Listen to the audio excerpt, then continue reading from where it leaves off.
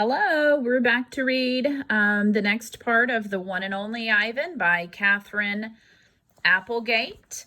When we last read, Ivan finally admitted that he was living in a cage instead of a domain like he had liked to call it. This part is called The Story. I look at the ring layered with fresh sawdust. I look at the skylight, at the half-hidden moon. I just thought of a story, I say. Is it a made-up story or a true one, Ruby asks. True, I say. I hope. Ruby leans against the bars. Her eyes hold the pale moon in them, the way a still pond holds stars. Once upon a time, I say, there was a baby elephant. She was smart and brave, and she needed to go to a place called a zoo. What's a zoo? Ruby asks. A zoo, Ruby, is a place where humans make amends. That means a way to say I'm sorry or to make things better. A good zoo is a place where humans care for animals and keep them safe. Did the baby elephant get to the zoo? Ruby asks softly. I don't answer right away. Yes, I say at last.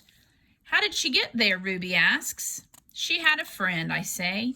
A friend who made a promise. So we know that this story is really about himself. How? It takes a long time, but finally Ruby returns to sleep. Ivan, Bob whispers, yawning, what you said about the zoo. How are you going to do it? Suddenly, I feel as if I could sleep for 1,000 days. I don't know, I admit. You'll think of something, Bob says confidently, his voice trailing off as his eyes close. What if I don't? I ask, but Bob is already asleep. His little red feet dance, and I know he's running in his dreams. Remembering. Bob and Ruby sleep on. I don't sleep. I think about the promise I made to Stella, and the pictures I've made for Ruby, and I remember it all.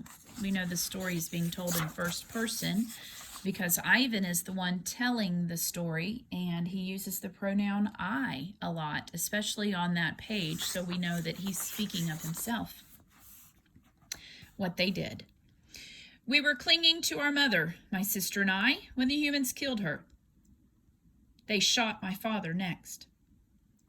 Then they chopped off their hands, their feet, their heads. Excuse me. Something else to buy. There is a cluttered, musty store near my cage. They sell an ashtray there. It is made from the hand of a gorilla.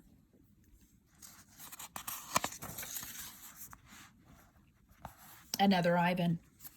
When morning comes and the parking lot glimmers with dew, I see the billboard on the highway. There I am, the one and only Ivan, bathed in the pink light of dawn. I look so angry, with my furrowed brow and clenched fists. I look the way my father did the day the men came. I am, I suppose, a peaceful sort. Mostly I watch the world go by and think about naps and bananas and yogurt raisins. But inside me, hidden, is another Ivan. He could tear a grown man's limbs off his body. In the flicker of time it takes a snake's tongue to taste the air, he could taste revenge. He is the Ivan on the billboard. I stare at the one and only Ivan, at the faded picture of Stella, and I remember George and Mac on their ladders adding the picture of Ruby to bring new visitors to the Exit 8, Big Top Mall and Video Arcade. I remember the story Ruby told, the one where the villagers came to her rescue. I hear Stella's kind, wise voice. Humans can surprise you sometimes. I look at my fingers, coated in red paint, the color of blood, and I know how to keep my promise. Days. During the days I wait. During the nights I paint. I worry when Mac takes Ruby into the ring. He carries the claw stick with him all the time now. He doesn't use it. He doesn't have to. Ruby isn't fighting back anymore. She does whatever Mac asks. nights. I close my eyes. I dip my fingers into the paint. When I'm done with one piece of paper, I set it aside to dry. It's too small. It's so small, just one sheet, and I'm going to need so many. I move on to the next and the next and the next. It's a giant puzzle, and I'm making the pieces one by one. By morning, my floor is covered with paintings. I hide the paintings under my pool of dirty water before Mac can see them. I don't want them to end up in the gift store selling for $20 a piece, $25 with frame. These paintings are for Ruby, every one of them. Project. Ivan, Ruby asks one morning when I'm trying to nap, "Why are you always so sleepy during the day?" "I've been working on a project at night," I tell her. "What's a project?" "It's a thing, a painting. It's a painting for you, actually," I answer. Ruby looks pleased. "Can I see it?" "Not yet." Ruby pokes with annoyance at her roped foot. She takes a breath. "Ivan, do I have to do the shows with Mac today?" "I'm afraid so. I'm sorry, Ruby." Ruby dips her trunk in her water bucket. "That's okay," she says. I already knew the answer. Not right. It's night again and everyone's asleep. I look at the picture I've just made, one of dozens. It's smudged and torn, a muddy blur. I place it beside the others lining my floor. The colors are wrong, the shapes are off. It looks like nothing. It's not what I'm trying to create. It's not what it's meant to be. It's not right, and I don't know why. Across the parking lot, the billboard beckons, as it always does. "Come to the Exit 8 Big Top Mall and Video Arcade, home of the one and only Ivan, mighty Silverback." If I could use human words to say what I need to say, this would all be so easy. Instead, I have my pots of paint and my ragged pages. I sigh. My fingertips glow like jungle flowers. I try again. Going nowhere. I watch Ruby plod around the ring in endless circles, going nowhere. More visitors have been coming, but not many. Mac says Ruby's not picking up the slack after all. He says he's cutting back on our food. He says he's turning off the heat at night to save money. Ruby looks thinner to me, more wrinkled than Stella ever was. "Do you think Ruby's eating enough?" I ask Bob. "I don't know. I'll tell you one thing, though. You're sure as heck painting enough." Bob wrinkles his nose. "That stench is unbelievable, and I found yellow paint in my tail this morning." Bob isn't happy about my night painting. He says it's unnatural. Now, while I work at my art, Bob sleeps on Not Tag. He claims he prefers her because she doesn't snore. He says her belly doesn't rise and fall and make him seasick. Remember, up until now, Bob was sleeping on Ivan's belly, but now Ivan's painting at night. "What is this plan of yours anyway?" Bob asks. "If you explained it to me, I could help out." He gnaws at his tail. "Maybe I could come up with something that doesn't involve, paint." "I can't explain it," I tell him. "It's an idea in my head, but I can't get it right. And anyway, I'm almost out of supplies. I should have known I wouldn't have enough." I kick at my tire swing. It's spattered with drops of blue paint. It's a stupid idea. "I doubt that," Bob says. "Smelly, yes. Stupid, never." Bad guys. Most of the day I doze. Late in the afternoon, Mac approaches. Bob slips under Not Tag. He prefers to keep a low profile around Mac. Mac's gaze falls on my pool. A corner of one of my paintings is visible. "What's that, big guy?" he asks.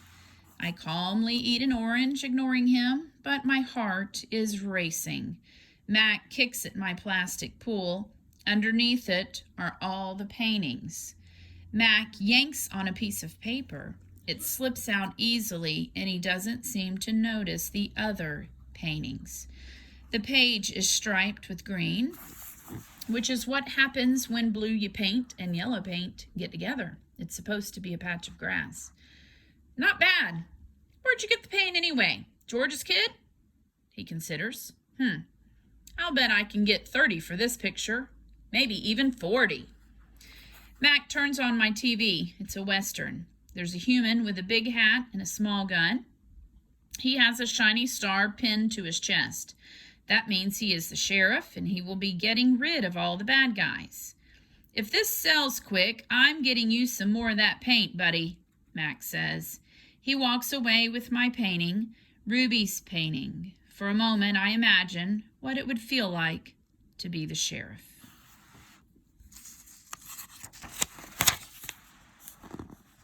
Ad. Good news, huh? Bob says when Mac's out of earshot. Looks like you might be getting some more supplies. I don't want to paint for Mac, I say. I'm painting for Ruby. You can do both, Bob says. You're an artist, after all. While I watch the movie, I try to come up with a new hiding place for my paintings. Maybe I think I could fold them once they're dry and stuff them into Knot Tag. It's a long movie. At the end, the sheriff marries the woman who owns the saloon, which is a watering hole for humans, but not horses. It's been a long time since I've seen a Western that was also a romance. I liked that movie, I say to Bob. Too many horses, not enough dogs, he comments, and an ad comes on. I don't understand ads. They're not like Westerns where you know who the bad guy is supposed to be. And they're hardly ever romantic unless the man and the woman are brushing their teeth before they face lick. I watch an ad for underarm deodorant. How do you know who's who if they don't smell? I ask Bob. Humans reek, Bob replies. They just don't notice because they have incompetent noses. That's funny because that's how animals know who is by their smell. Another ad comes on. I see children and their parents buying tickets, just like the tickets Mac sells.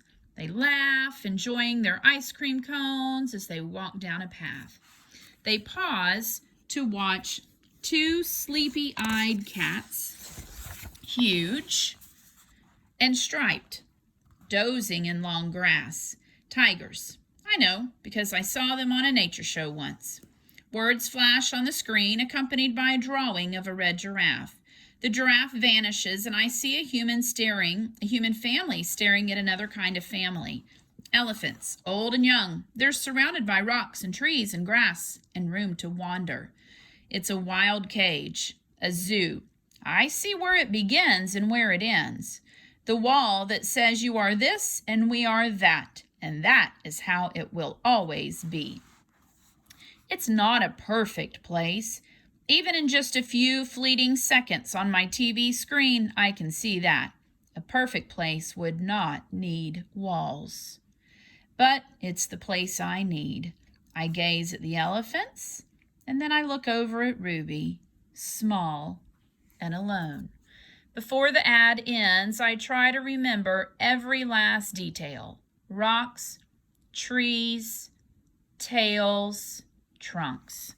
It's the picture I need to paint.